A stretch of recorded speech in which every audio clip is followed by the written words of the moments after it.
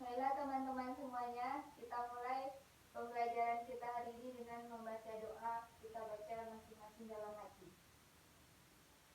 Apakah dari anak-anak ibu hadir semuanya? Hadir, Bu. Pada pertemuan sebelumnya, ada yang masih ingat kita membahas mengenai materi apa? Masih, Bu. Apa itu? Ketenaga kerjaan, Bu. Bagus. Mungkin ada yang masih ingat apa itu tenaga kerja? Masih, Bu. Silakan Isra.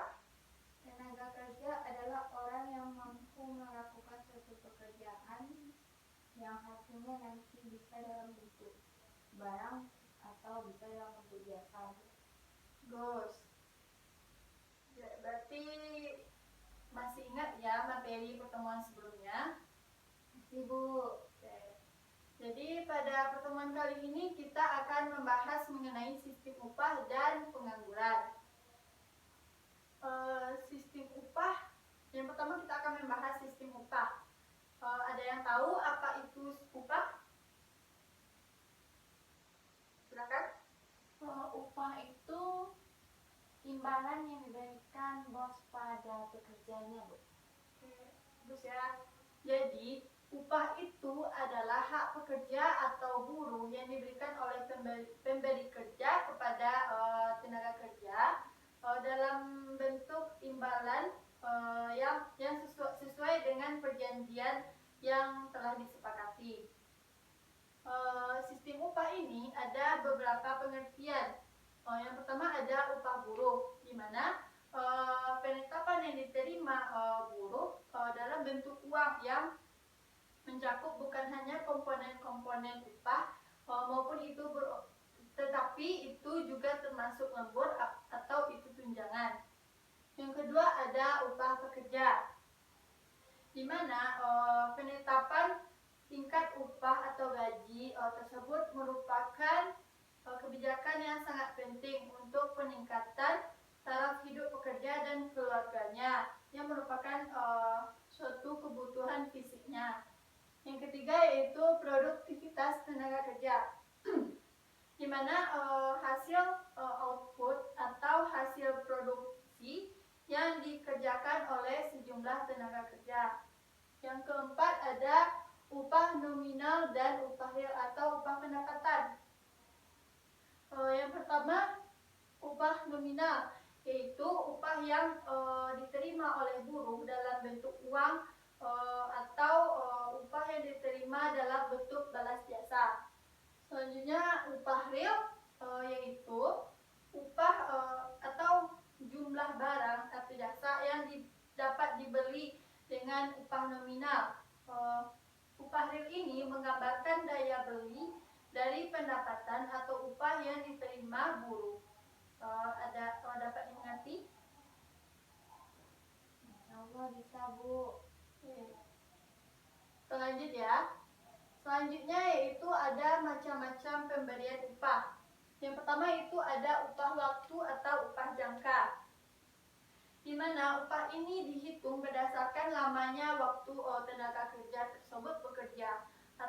Itu tersebut bisa dihitung per jam, per hari, atau per minggu.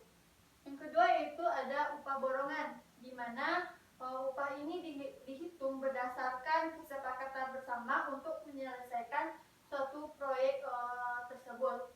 Yang ketiga ada upah satuan, di mana upah satuan ini upah yang dihitung berdasarkan banyak barang yang dihasilkan oleh tenaga kerja tersebut.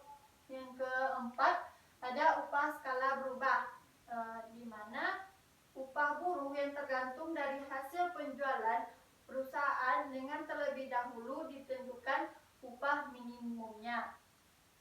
Yang kelima upah indeks adalah upah yang ditentukan oleh indeks hidup para buruh dan keluarganya. Yang keenam ada upah partisipasi, di mana buruh ini mendapatkan upah tertentu dan dari bagian labanya. Yang terakhir ada upah co-partnership. Upah ini buruh mendapatkan upah tertentu mendapatkan bagian laba berupa saham. Apakah Nana mengerti? Mengerti, Bu. Tidak ada yang ingin bertanya? Tidak, Bu. Baik. Selanjutnya kita akan membahas mengenai pengangguran. Ada yang tahu apa itu pengangguran? Silakan. Orang yang tidak memiliki pekerjaan, Bu. Salah satunya betul. Ada lagi? Ya. Orang yang tidak punya penghasilan, Bu. Nah, jadi pengangguran itu adalah penduduk yang tidak bekerja tetapi sedang mencari pekerjaan atau sedang mendirikan suatu usaha. Yang kedua itu ada penduduk yang tidak mencari pekerjaan karena merasa tidak akan mendapatkan pekerjaan tersebut. Dan yang ketiga itu ada suatu penduduk yang tidak bekerja tetapi sudah mendapatkan pekerjaan namun belum memulai pekerjaannya tersebut. Oke, selanjutnya apa saja jenis-jenis dari pengangguran? Yang pertama itu ada berdasarkan faktor penyebabnya, itu terdiri dari yang pertama pengangguran siklis, yang kedua ada pengangguran struktural, yang ketiga ada pengangguran friksional, yang keempat ada pengangguran musiman, dan yang keempat ada pengangguran teknologi. Yang pertama kita akan membahas apa itu pengangguran siklis. Pengangguran siklis atau konjungtur adalah pengangguran yang terjadi karena menurunnya kegiatan perekonomian suatu negara atau terjadinya kelesuan ekonomi. Yang kedua itu pengangguran struktural, di mana pengangguran ini terjadi karena adanya perubahan struktur komposisi perekonomian. Perubahan struktur ini memerlukan keterampilan baru, contohnya yaitu peralihan tenaga kerja dari sektor pertanian ke sektor industri. Yang ketiga, pengangguran friksional, di mana pengangguran ini terjadi karena penawaran tenaga kerja lebih banyak daripada permintaan tenaga kerja, atau tenaga kerja yang sudah bekerja namun menginginkan pindah ke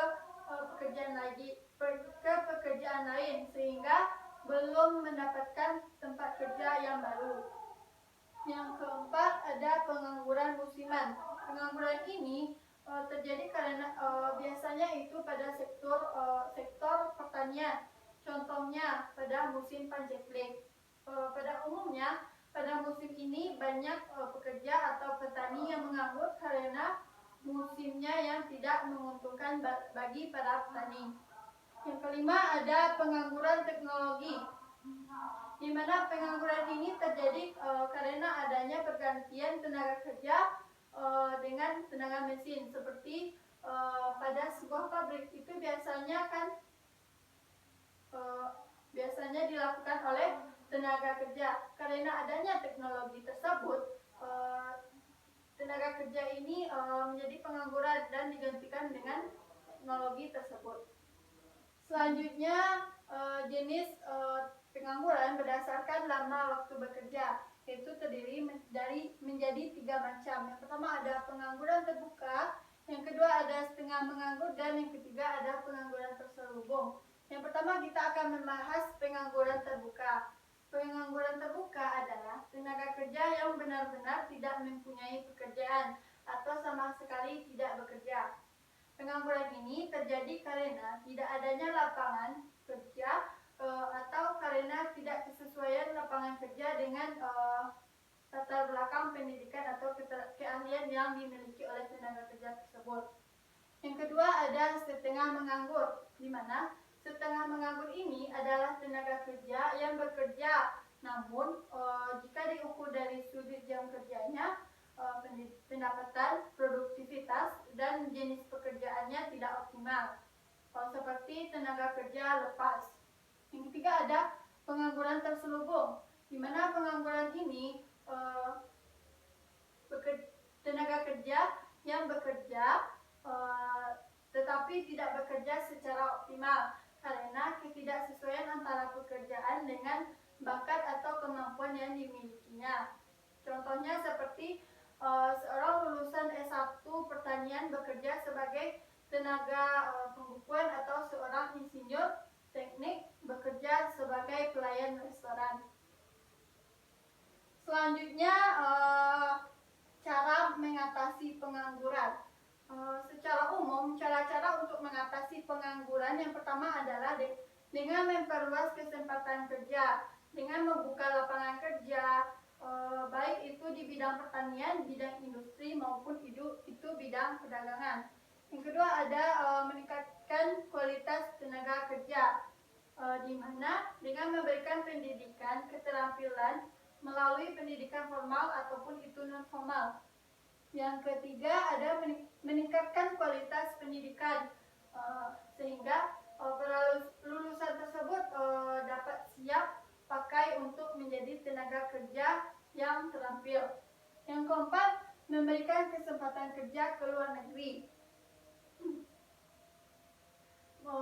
melalui penyaluran tenaga kerja Indonesia atau TKI.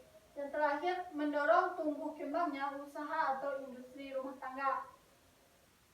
Selanjutnya, dampak dari pengangguran. Yang pertama ada kegiatan produksi yang terhambat karena menurunnya hasil output yang dihasilkan dan kualitas dari output tersebut, sehingga dapat menurunkan pendapatan nasional dan pendapatan per kapita.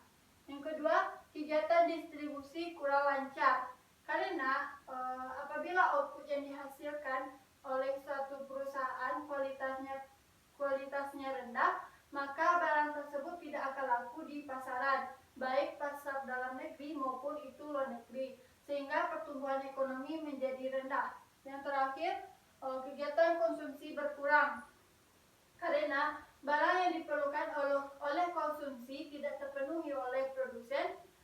Bila produsen tidak mampu untuk menghasilkan suatu barang, maka akan terjadi kelaparan. Dari penjelasan mengenai sistem upah dan pengangguran, ada yang ingin bertanya atau yang kurang paham, silahkan bertanya. Berarti paham semuanya ya. Baik, untuk pertemuan selanjutnya silakan Ananda membaca materi mengenai indeks harga, dan untuk tugas di rumah tolong kerjakan pada halaman 15. Baik, sekian materi yang Ibu jelaskan pada pertemuan kali ini. Assalamualaikum warahmatullahi wabarakatuh. Waalaikumsalam warahmatullahi wabarakatuh.